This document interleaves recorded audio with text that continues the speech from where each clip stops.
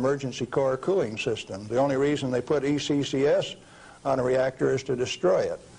When you start these big babies up, because they're so big, you only warm them up 50 degrees an hour. And they say, we got an emergency, throw the emergency core cooling system on like they did at 3 Mile Island 2, and you're going to thermally shock that big machine and ruin it so it can never be used again.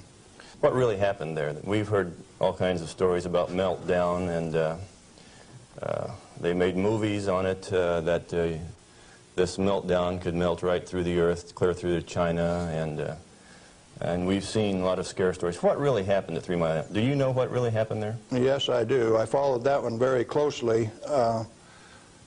In fact, I know the guys personally who wrote the script for China Syndrome and also wrote the script for the 3 Mile Island fiasco. Dale Breidenbaugh, Dick Hubbard, and Greg Miner, who used to work with me at General Electric, are the MBH associates that wrote that China Syndrome script. And not only that, remember that was the time China Syndrome came out, Jane Fonda starring. 14 months ahead of the TMI-2 accident, it was predicted in writing in New York State that that accident would happen 1 year from the date that that 3 Mile Island 2 reactor started up.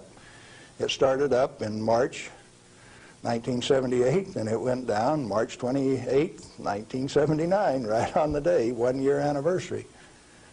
In other words, with 14 months advance notice, the industry still went along with the sham.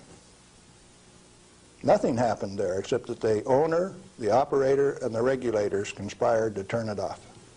What melted? The top of the fuel rods, the third time that the core got uncovered, due to internal pressure, blew the top off some of those rods. They've got Inconel springs in them to keep the pellets, fuel pellets from vibrating when it's running. Those things are under compression, and when they reduced the outside pressure and the fuel rods were still hot, it blew the top off some of those fuel